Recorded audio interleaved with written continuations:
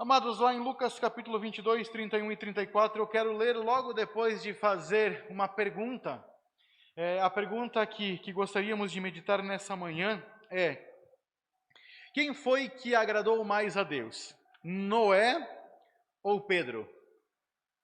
Quem agradou mais o coração de Deus? Noé ou Pedro? E por que essa pergunta? Por que comparar Noé e Pedro? É porque as pessoas costumam fazer justamente essa comparação. Nós temos Noé, que ele teve um trabalho de mensageiro ao longo de aproximadamente 100 anos, e ele levou para dentro da arca da aliança, levou para dentro da arca, que era local de salvação, apenas a sua família. E nós olhamos para Pedro, e Pedro, em apenas uma mensagem, em apenas uma predicação, ele levou mais de 3.000 pessoas a ter um encontro, com Deus. E aí as pessoas então costumam fazer exatamente essa analogia. Quem agrada mais a Deus é aquela pessoa que leva mais pessoas a Cristo. Agrada mais a Deus aquele que leva mais pessoas até a cruz. Mas será que isso é uma realidade? Será que é assim que nós podemos medir quando agradamos a Deus? Será que é dessa maneira que nós devemos medir os nossos resultados? É dessa maneira que nós devemos olhar para a igreja, olhar para o reino de Deus e dizer: mais agrada a Deus aquele que tem mais resultado aparente diante de Deus? Quando nós devíamos olhar algumas situações mais a fundo. Quando nós olhamos hoje, nós encontramos na igreja pessoas, alguns pastores, alguns líderes e até irmãos, porque Deus chamou todo o cristão para o ministério da proclamação e testemunho, Nós testemunhamos de Cristo através da nossa vida diária e também através da nossa divulgação, através da pregação, porque foi isso que Deus, ele quis para o seu reino, que todo o cristão, ele se tornasse um propagador do evangelho. A propagação do evangelho não está apenas atrelada ao pastor, a um líder, a um líder consagrado. Essa é uma tarefa de todo cristão. A Bíblia diz que Deus nos reconciliou com Ele, só para ficar bem claro, que essa é uma tarefa de todo cristão. A Bíblia diz que Deus nos reconciliou com Ele e ao nos reconciliar com Ele, nos deu o ministério da reconciliação.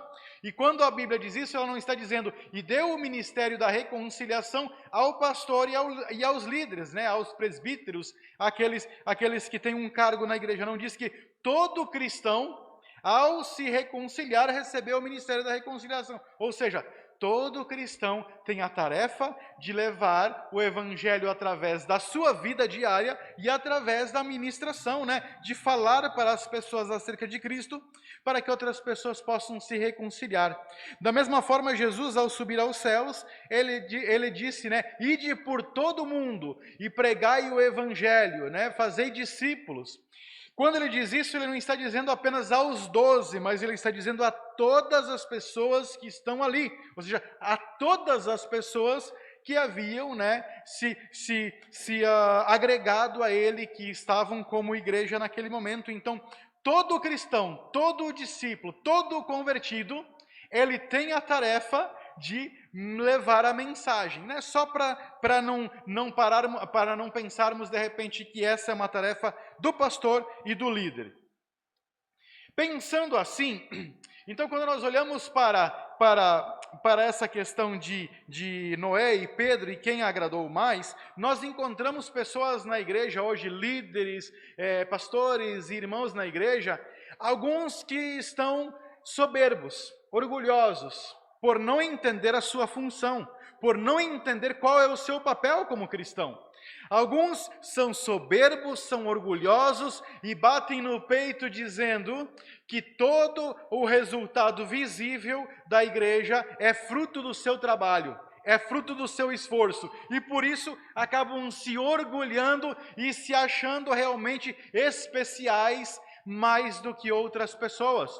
Não sei se eu comentei com vocês, mas uma vez nós fomos num congresso, e nesse congresso então tinha uma salinha especial para aqueles que tinham mais de 5.000 membros na igreja. Os outros pastores e líderes tinham um lugar onde iam ouvir as ministrações, Mas aqueles que tinham mais de 5.000 pessoas na igreja, esses então iam para um lugar especial, para um lugar mais elevado, porque esses eram a nata do evangelho, né? São melhores do que os outros. E isso é puro fruto de um não entendimento da função que nós temos na igreja. De qual é o nosso papel como cristãos na igreja. E exatamente também por não entender o papel, é que outras pessoas estão, seja pastores, líderes e irmãos da igreja, estão extremamente frustrados. Quando olham para o lado, dizem, eu não vejo resultado, eu não vejo ninguém, eu trabalho, me esforço e parece que não vem ninguém, não tem ninguém, eu não vejo resultado na igreja.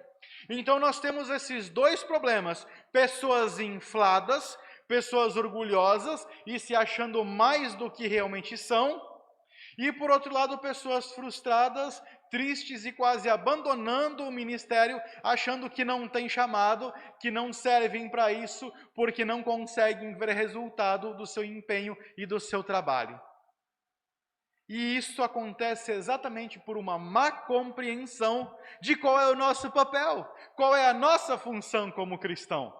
E por isso eu trago Pedro e trago Noé, porque quando nós olhamos para Noé, nós vamos ver um homem que realmente ele fez tudo o que podia, ele se dedicou, ele se empenhou, ele seguiu todas as regras dadas por Deus à risca. Ele não falhou em nenhum só detalhe. Deus disse para ele, você deve fazer a arca, e através da arca haverá salvação. Eu vou trazer juízo sobre a face da terra. Só se salvará aqueles que estiverem dentro da arca. E ele levou 100 anos para fazer a arca, e ele fazia a arca e falava que as pessoas deviam se arrepender e entrar na arca para ser salvas. Só que o que aconteceu? Que no dia em que a porta da arca se fechou, apenas entraram nela a sua família e os animais.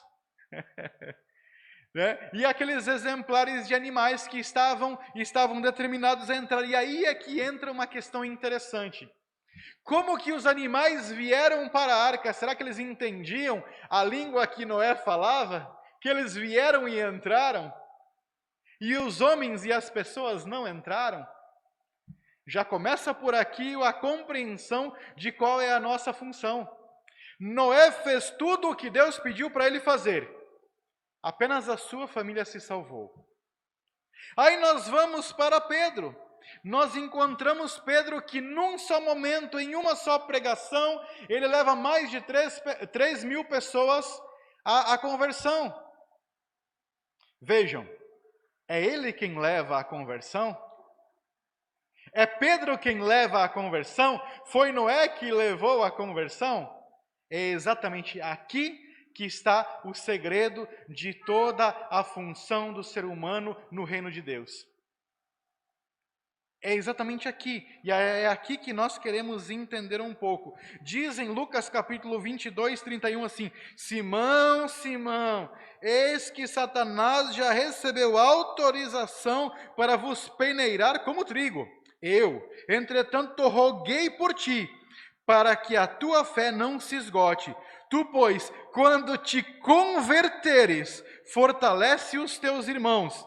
Mas Pedro replicou, Senhor, estou pronto a ir contigo tanto para a prisão quanto para a morte. Contudo, predisse-lhe Jesus, asseguro-te, Pedro, que antes que o galo cante, hoje, 3 vezes negarás que me conhece. Vejam que esse Pedro que prega e mais de 3.000 pessoas se convertem, primeiro nega Cristo. Vejam que Pedro é a pessoa que é a última pessoa que nós vamos imaginar que negaria Jesus, que falaria que não conhecia Jesus. Ele mesmo, nesse momento, diz assim, Jesus, qualquer pessoa talvez negue que te conhece, mas eu jamais. Se for necessário, eu vou à morte contigo. Por que Pedro diz isso? Pedro tinha andado 3 anos com Jesus. Pedro tinha visto todos os milagres de Jesus, tinha andado lado a lado com Jesus. Pedro viu Jesus curar cegos, paralíticos, leprosos. Pedro, inclusive, viu algumas coisas que os outros discípulos não viram, que andaram com Jesus. Quando Jesus vai ao Monte da Transfiguração, Jesus é transfigurado e ali aparece Elias e Moisés. Deus permite que Elias e Moisés, eles venham àquele monte e conversem com Jesus em uma situação quase que inexplicável, né, e muito controversa. Pedro foi um dos que estava presente. Então, seja, Pedro chegou a ver mais do que os próprios outros discípulos. Se é que nós podemos dizer, Pedro estava sendo cotado para ser o próximo naquela linha de sucessão de Jesus. Se Jesus faltasse, se nós pensássemos em uma empresa, no mundo corporativo, né? Pedro seria o sucessor de Jesus, pensando em um mundo corporativo. Ele era o mais cotado.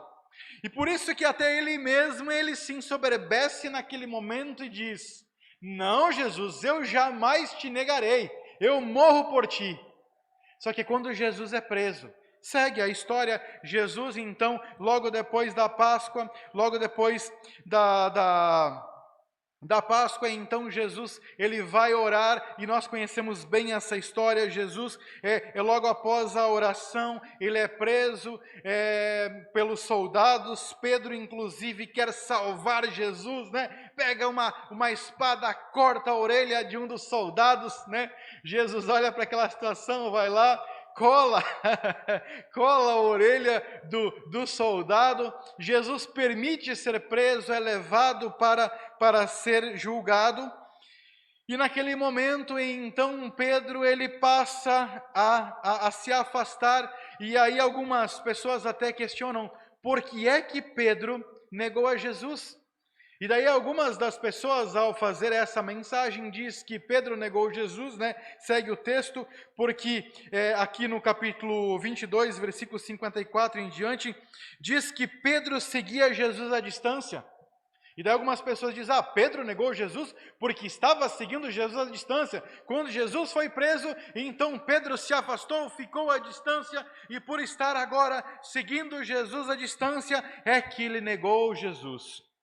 No versículo 55 diz que enquanto ele estava ali seguindo à distância, algumas pessoas fizeram um fogo e estavam se aquecendo, e Pedro se aproximou daquelas pessoas e ali estava se aquecendo junto com aquelas pessoas. Então algumas pessoas dizem, né, alguns pastores dizem que Pedro, ele negou a Jesus porque ele se envolveu com o fogo que aquecia o mundo e não mais com o fogo de Deus. Ele estava se envolvendo com as coisas do mundo e por isso então ele nega a Jesus.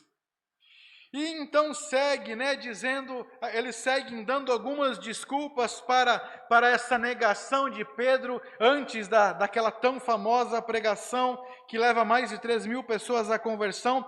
Mas o fato é que não é porque Pedro se distanciou, não é porque Pedro ele se assentou na roda com pessoas que não eram cristãs, que ele negou a Jesus. Ele seguiu Jesus à distância e ele se afastou de Jesus e negou Jesus porque lhe faltava o Espírito Santo. O Espírito Santo ainda não estava habitando em Pedro. Vejam que o próprio Jesus fala lá em Lucas capítulo 24, 49, Jesus depois de ressuscitar, depois de se encontrar com os seus discípulos, conversar com eles, Jesus diz lá em Lucas 24, 49, ele diz assim, vocês devem esperar em Jerusalém até que do alto desça o poder sobre vós. E Jesus estava falando sobre o Espírito Santo que desceria sobre eles. E lá em Atos capítulo 8, versículo 1, segue também Jesus, um pouco antes de subir aos céus, Jesus então fala exatamente sobre isso. Jesus diz em Atos capítulo 1, versículo 8, diz, contudo recebereis poder quando o Espírito Santo descer sobre vós e sereis minhas testemunhas, tanto em Jerusalém como na Judéia, Samaria e até os confins da terra. Ou seja, Jesus, ele dá aqui o segredo da conversão verdadeira. Jesus está aqui dizendo: vocês só terão poder, só terão capacidade, a obra do meu reino, ela só terá realmente eficácia no momento em que o Espírito Santo descer sobre vós. Jesus está dizendo o quê? Resumindo, Jesus está dizendo: não é o homem que convence. Por isso que não convenceu as pessoas naquela ocasião. Por isso que apenas a sua família o seguiu para dentro da arca. Por isso que o próprio Pedro, que andou com Jesus durante 3 anos, viu tantos milagres, viu aquela situação toda de uma ação sobrenatural exercida por Jesus no seu ministério, Pedro acaba ainda negando Jesus. É porque ele não era a habitação do Espírito. Então o segredo da conversão genuína, da transformação do ser humano é a presença do Espírito Santo. Onde não há o Espírito, não há conversão. Vejam que onde o homem convence, não há conversão. O próprio Jesus, lá no capítulo 22, 32, diz assim: entretanto, roguei por ti, para que a tua fé não se esgote. Tu, pois, quando te converteres... Olha só o que Jesus diz para Pedro, um pouquinho antes de ir para a cruz. Jesus fala para Pedro: Pedro, tu nem é convertido. Tu está andando comigo, Pedro, você está vendo tudo o que eu faço, você está participando do ministério, mas ainda não houve conversão de fato na sua vida. A conversão acontece quando o Espírito Santo passa a fazer a obra na nossa vida. Porque um dos papéis do Espírito Santo é o convencimento do pecado. Só há convencimento do pecado e necessidade de mudança de vida quando o Espírito Santo toca em nossos corações. Até que isso aconteça, só acontece um convencimento, só acontece uma simpatização. Até o momento em que o Espírito Santo faz a obra, nós de repente somos convencidos pelo homem, mas o convencimento que o homem faz na vida de alguém, ele não permanece. Ele não tem continuidade. É por isso que nós olhamos para muitas igrejas enormes e vai lá e você tira uma foto e você vê todas aquelas pessoas naquela foto. Dali meio ano você vai e tira outra foto naquela igreja e você vê vários rostos diferentes. Você diz: ah, porque muita gente se converteu. Não, porque muita gente foi embora e agora está novamente a igreja cheia de pessoas, mas parece que 10% dos rostos se repete, o resto é tudo gente nova. Por quê? Pastor é ensoberbecido, pastor orgulhoso, pastor que acha que o ministério e que o resultado está sendo fruto do seu empenho e do seu trabalho, achando que é ele que converte, que todo o resultado é produzido por ele. E aí as pessoas chegam e saem, por quê? Porque não há constância. Porque só acontece conversão de verdade quando o Espírito Santo faz a obra. Quando o Espírito Santo bate no coração, convence a conversão. E quando o homem convence, é fogo de palha. Quando o Espírito Santo convence, a conversão, a mudança de vida, a transformação, a realmente permanência na presença de Deus. O nosso coração ele é entregue a Deus. Quando há convencimento pelo homem, o meu coração passa a ser do pastor. Quando há convencimento pelo Espírito Santo, o meu coração passa a ser de Deus. Essa é a diferença. E aí é que nós falamos, né? Veja que então Pedro, quando Pedro, ele realmente, ele é cheio do Espírito Santo, lá em Atos capítulo 2, Jesus diz: esperem que quando o Espírito Santo descer sobre vocês, haverá realmente uma transformação de vida. Então em Atos 2, o Espírito Santo desce sobre eles, lá no Pentecostes, e então acontece que no versículo 14, aquele Pedro que negou a Jesus, Ele se levanta no versículo 14 e ele começa a ministrar e começa a pregar, e mais de 3.000 pessoas realmente são convertidas. Por quê? Porque Pedro se levantou e falou? Não, porque o Espírito Santo fez a obra. Então aí vem a questão, sim, mas você falou qual que é o papel, por que nós precisamos entender qual que é o papel do cristão, qual que é o papel do pastor, do líder e de todo o cristão no reino de Deus. Qual que é o nosso papel então? O nosso papel não é convencer, o nosso papel é falar. Simplesmente isso. Jesus nos deu o papel de falar, de testemunhar com a nossa vida e com a nossa boca. E é exatamente isso que o pastor, o líder e todo cristão deve fazer. É abrir a sua boca e falar. Porque aí às vezes nós entramos em um outro problema. Bom, se é o Espírito Santo que convence, se somente há conversão verdadeira quando o Espírito Santo faz a obra, então eu não preciso fazer mais nada. Não, não é assim. Esse é mais um dos grandes enganos. Existe o engano do pastor, líder e irmão da igreja que acha que todo o resultado é obra do seu esforço e capacidade. Isso está errado. Existe o erro daquele líder, pastor e membro da igreja que não vê resultado e acha que é um fracassado porque ele não está fazendo direito ou não tem chamado para isso. É outro erro. E existe também aquele que então entende, opa, toda conversão eficaz é movida pelo Espírito Santo, então eu não preciso fazer mais nada. Não, não é verdade. A Bíblia é muito clara em dizer que todos foram chamados e receberam o ministério da reconciliação. Todos receberam o chamado de ide por todo mundo e pregai, testemunhai, falai. Esse é o meu papel, esse é o seu papel. Falar, testemunhar com a boca e com a vida. Nós não podemos abrir a mão de fazer esse papel. Esse papel nos será cobrado. Quando chegarmos diante de Deus, Deus não vai pedir quantos você converteu. Não é meu papel. Mas Deus vai olhar para mim e para você e vai dizer assim: a quantos você testemunhou com sua boca e com sua vida? Isso sim. É meu papel, é papel da igreja, testemunhar com a boca e com a vida. A conversão é papel do Espírito Santo. Então, por isso, nós podemos descansar em relação à conversão. Não é meu papel, não é seu papel. Se tivermos milhares de pessoas na igreja, não se ensoberbeça. Não foi você que converteu. Foi o Espírito Santo.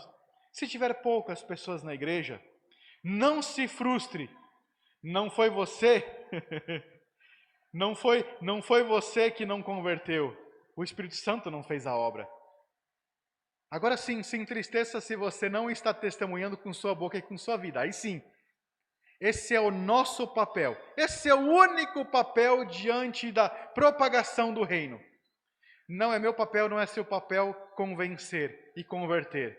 O nosso papel é pregar, é falar, é testemunhar com a vida e com palavras. Só isso.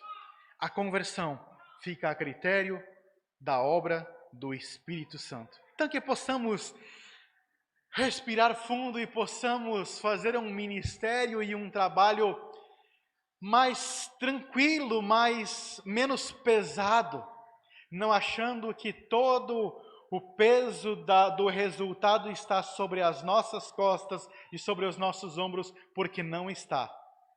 Apenas pregue, apenas testemunhe com a sua boca e com a sua vida, sabendo que a conversão virá através da obra do Espírito Santo.